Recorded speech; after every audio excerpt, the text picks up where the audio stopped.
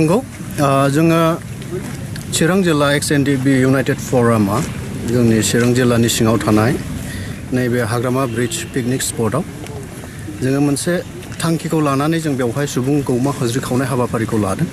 आरो बे हाबाफारिया गमामायैनो फैगौ 25 सेप्तेम्बर 2021 मायथाइयाव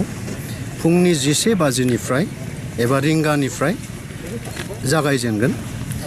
गतिके जोंनि सेंग्राफ्रा नै दिनैनिफ्रायनो बे प्रग्राम एबा हाबाफारिनि थाखाय गोबां खामानि मावदों आरो बे खामानिखौ मावनायनि असिलायै जों दिनै चिरां जिल्लानि सिङाव थानाय साफ्रोमबो हारि आरो हादर अनफावरि रायजो राजाफोरखौ जों खावलायदों जोंनि बे 25 तारिखआव जानो गोनां जि सुबुं गौमा हज्रि खावनाय हाबाफारि बे हाबाफारियाव फैनानै जोंखौ हेफाजाब आरो मदद होफैनानै बे प्रग्रामखौ जाहाथे साक्सेसफुल खालामो बेनि थाखाय जों साफ्रोमबो बर' रायजो राजाफोरखौ जों गुरैयै खावलायहरदों आरो लोगोसे जोंनि बर' हारिनि जातीय संगठन एबा माहारियारि आफादफोरखौबो जोङो खावलायदों जोंहा गोबां इस्यु दङ दिनै थांनाय 27 अक्ट' 2020 मायथाइयावनो जोंहा मोनसे बिटिआर गोजोन गोरोबथा जानानै थांबाय बेखौथ' बयबो रायजो राजाफ्राबो मोनथिगौ नाथाय गोरोबथाया जानानै थांदोंब्लाबो जोंहा दिनै एक्स.एन.डि.बि हिसाबै जाय बिथाङा एन.डि.बिखौ गायसनजेनदोंमोन बिथां मानगोनां रन्जन दैमारि सारजों लोगोसे गोबां जोंनिनो दावहारु लोगोफ्रा दिनैसिमबो जोबथेसालियाव इनायै जोबथे जानानै दङ दा बिथांमोनखौ जोङो जोबथेसालिनिफ्राय बख'नायनि थांखिजों जों बे हाबाफारिखौ लानाय जादों आरो बेल' नङा जों एक्स.एन.डि.बि हिसाबै जेसेबांनाखि रिहेबिलिटेसन मोननांगौ जि मोन्थाय दङमोन जाय मोन्थायफोरखौ अलरेडि बिटिआर एकर्डनि क्लजेसफ्राव लिरखानाय दङ बेखौ सरकारा जाहाथे थाबैनो हानायखिनिखौ मावफुंनानै होयो आरो साफ्रोमबो एक्स.एन.डि.बिफ्रा जाहाथे गावनि न'खरखौ दानानै मोनसे मोजां आरो गोग्गो समाजाव थांनानै थानो खाबु मोनो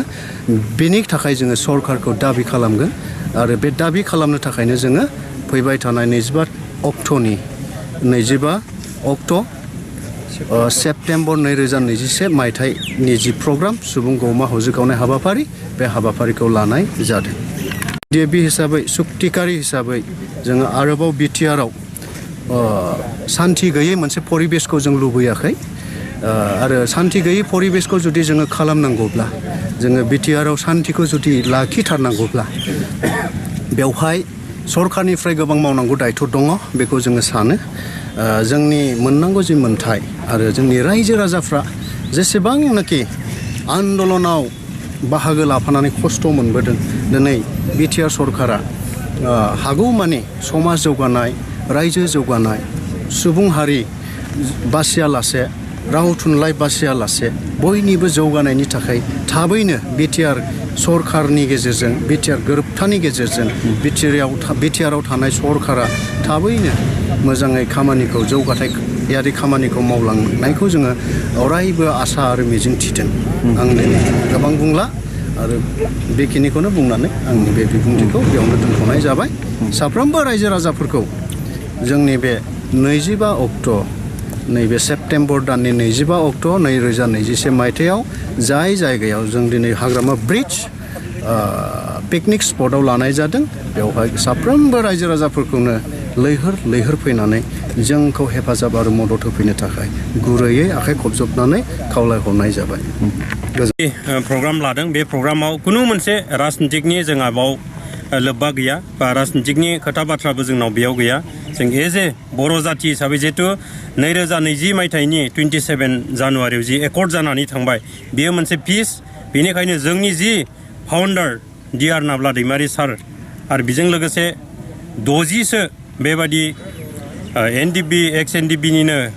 गोख्रों मावथि अफिसार्सफोर बिसोरो दिनै जियालाव बा जोबथेसालियाव दङ बिथांमोनखौ गहोनायनि आरो जायफ्रा हारि हादरनि थाखाय थै आरो जिउ बावलांबाय बिथांमोननि ग्रेसियानि थाखाय बेखौ मोननांगौ दाबिनि थाखाय आरो जि एन.डि.बि एक्स.एन.डि.बिफोरनि जि स्टाइपेन्ड मोननांगौ दङ बेफोरबो दासिम क्लियार नङा जों बेफोरखौ लानानैसो जोङो जि सावरायनो लानाय बा सरकारखौ मोनथिहोनो लानाय बे प्रग्राम बेनिखायनो बेयाव खुनु मोनसे राजनितिक बा सोरखौबा जोङो दुसिनाय बा राजनितिकनि बाथ्रा बुंनायनि बाव खोथा फैया बेयाव जों बेनिखायनो खावलायदों गासैबो बर'नि मोनफ्रोमबो आफादफोर धोरोमारि आफाद आरो बेबायदि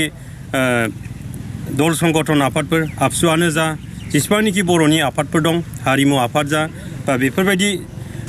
जोंनियाव गैयाब्लाबो 16-17थासो आफादफोर दङ बे गासैखौबो जोङो फैनो थाखाय हेफाजाब होफैनो थाखाय मदद होफैनो थाखाय जों XNDP नि जानानै बिथांमोननिसिम जोबनायाव खावलायहरनाय थाबाय गोजोन्थों।